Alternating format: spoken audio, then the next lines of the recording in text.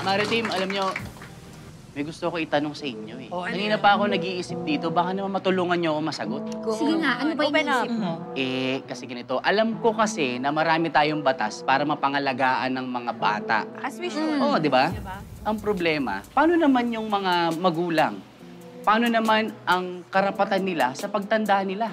Alam mo, feeling ko gets ko na yung gusto mong tumbukin. Yan ba yung hihingi sa atin ngayon ng payong kapatid na inabandona ng anak niya, lalo na ngayon na baldado siya dahil sa stroke? Yan mismo. Oo, wait, Oh. si Kuya Angelito. Hmm. Actually, ang hihingi kasi ng payo sa atin ngayon, yung kapatid niya, tsaka yung misis ng kapatid niya, dahil currently, sila yung nag-aalaga kay Kuya Angelito. Mismo, si Kuya Angelito nga, eto nga kasi yung problema. Nababother na kasi ko. Bakit? Nahihirapan na daw kasi yung kapatid niya na alagaan siya. May mga anak naman daw si Kuya Angelito. Oo. Actually nga, lahat sila may maaayos na trabaho eh. Mismo. Kaya, yun yung hindi ko rin maintindihan eh. Bakit di na lang sila yung mag-alaga sa tatay nila? Hindi ko rin alam. Hindi ko rin alam. Alam niyo, Oo. maganda yung mga questions natin ngayon na kung meron naman tayong batas sa child abandonment, meron din ba kaya tayong batas para sa parent abandonment? Oo. Pero unfortunately, Kuya, hindi tayo ang makakasagot ng tanong na to. Kaya mabuti pa, itanong natin si Kuya Alan at si Ate Pia. Tama. Diba, Tito Boy? Tama po ba? Tama ka dyan. Narito po tayo ngayon sa Payong Kapatid at para humingi ng payo kay Kuya Alan at Ate Pia, narito po si Leo at saka si Lynn.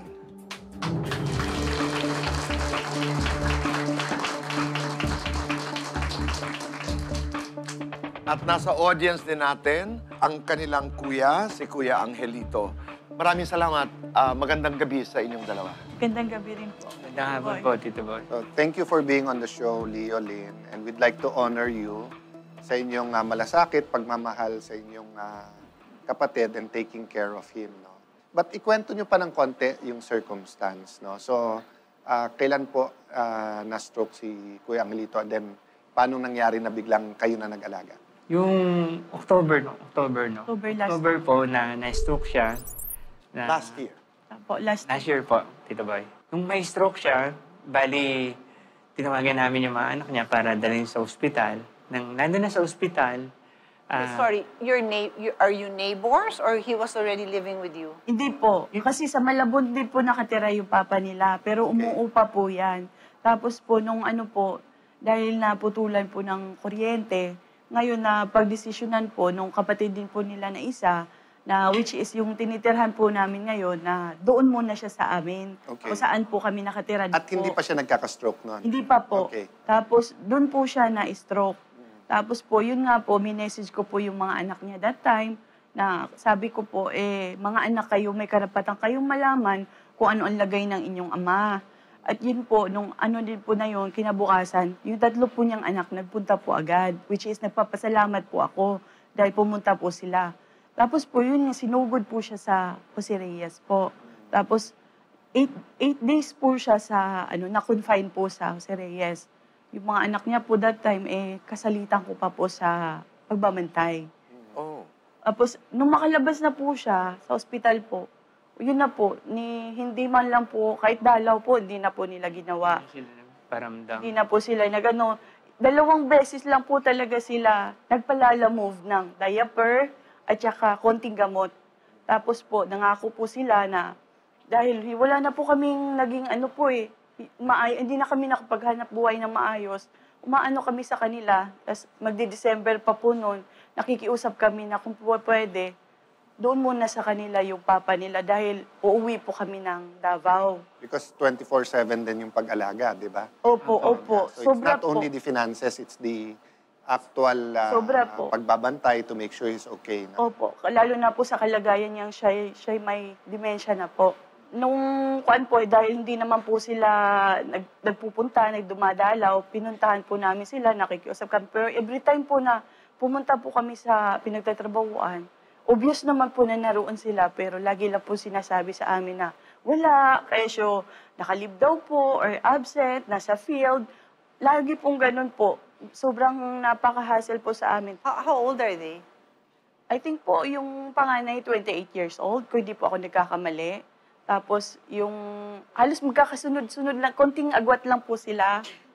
But yung relationship ng mga anak, just so that maintindihan natin lahat, at saka kasi madaling humusga right away, di ba? I mean, Wala naman pong problema sa kanila, sir. Kasi po, kahit na naghiwalay po yung magulang nila, in good terms na masasabi ko pong in good terms kasi every time na may special occasion, graduation, birthday, or even po sa simple na araw lang po, nagsasalo-salo po sila, kumakain po sila sa labas. so ang gusto niyong payo is, Wala po ba kaming karapatan or wala po bang makakatulong sa amin para yun pong may turn over po namin siya sa mga anak niya po. Kasi hindi na po kami nakakapaghanap buhay ng maayos po eh.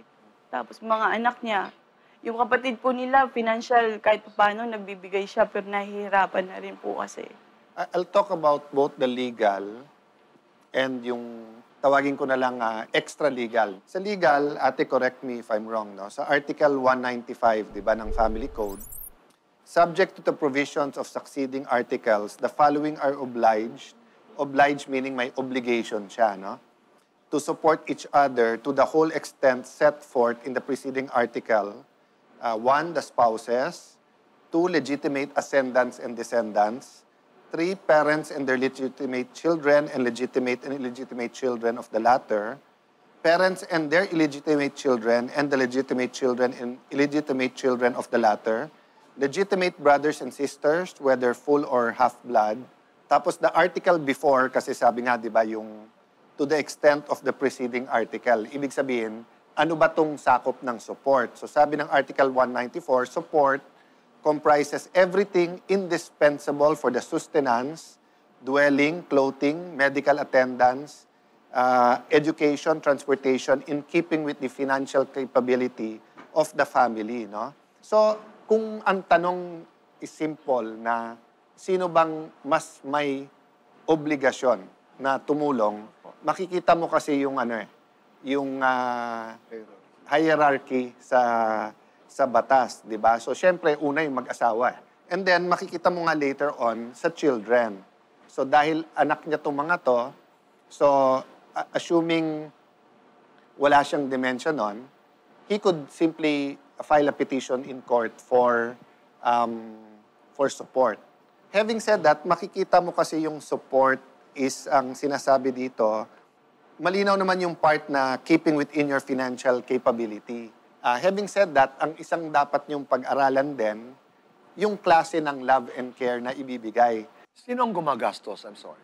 Ano po, nung bago pa lang po siya makalabas, may isang beses po na nagpadala po sa GCash yung anak niyang bunso na pamasahe po. Pamasahe para sa yung pag-grab car namin. Opo, ganyan sa hospital. By the way, while we're interviewing you, although hindi naman tayo nagbanggit ng pangalan, bukas yung show sa comment ng mga anak or whether gusto magpadala ng message o magsalita.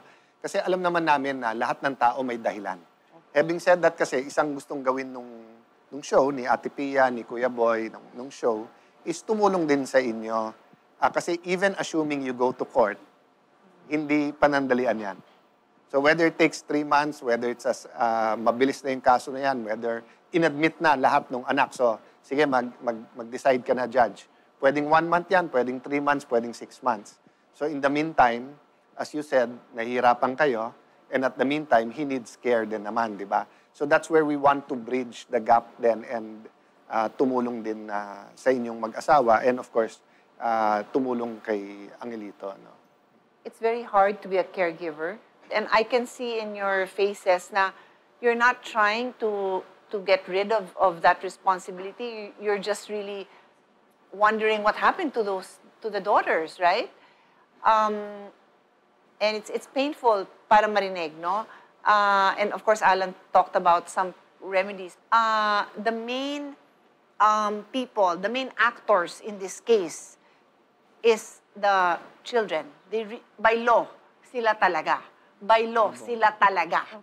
Wala nang pasikot-sikot yun. Sila talaga. And they should be grateful that ang kapatid at ang asawa ng kapatid ay nag-aalaga. They should be grateful. May dagdag lang ako. May hindi ako maintindihan. Bakit ayaw nila Kasi yung halimbawa, nasa ospital, dinalaw naman, ito yung mga points na nakukonfuse ako. Dinalaw naman nila, nagsalitan sila sa pagbabantay. Narinig ko ngayon na hindi naman sila nagbayad, pero nagpadala yung bunso, yung ganon. Meron ba kayong alam na dahilan kung bakit malayo ang mga anak sa kanilang ama? Nagalit ba sila? Meron bang nangyari? Nabanggit mo nga, Lynn, di ba, na hiwalay na? Opo. So, nung naghiwalay silang mag-asawa, did Angelito have another wife? Opo. Tapos, pero po, naghiwalay man po yung mga magulang po nila.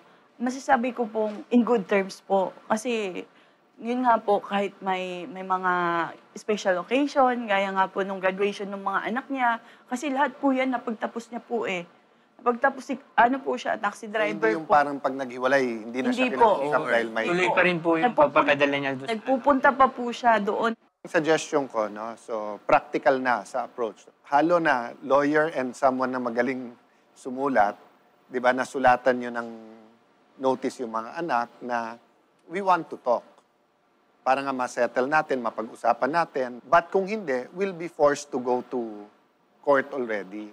Kasi syempre, pagdating sa korte, best interest din naman ng buong pamilyang pag-uusapan dyan. I also believe the blessing is there for you. Yes. Having said that, nandyan yung struggle. So, you know, the show wants to help. We'd like to give you a small amount, no, just to honor you at makatulong in the meantime.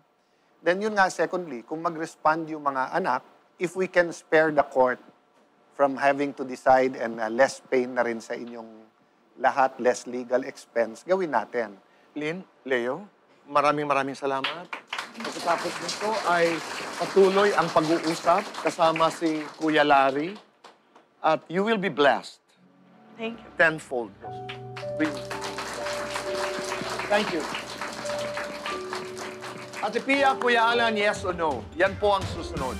Sa pagbabalik ng...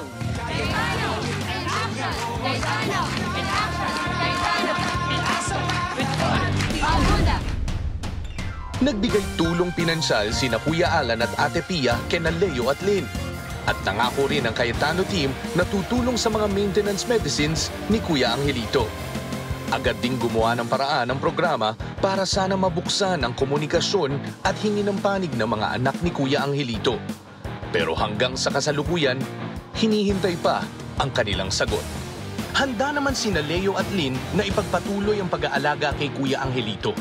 Nakikipag-usap lang sila na sana ay tumulong ang mga anak sa gastusin. Bukas ang Cayetano in Action, anumang oras na gustong magbigay ng saloobin ang mga anak ni Kuya Angelito. Cayetano in Action with Boy Abunda would like to thank Siomai King, ang hari ng siomai. JC Organic Barley, live healthy, choose good life. and Seimada from La Luna Cafe. Come home to a delicious tradition. We're located at 103 ML Quezon Avenue, Hagonoy, Taguig. 7. Visit at B6, Bonifacio High Street, BGC, Taguig.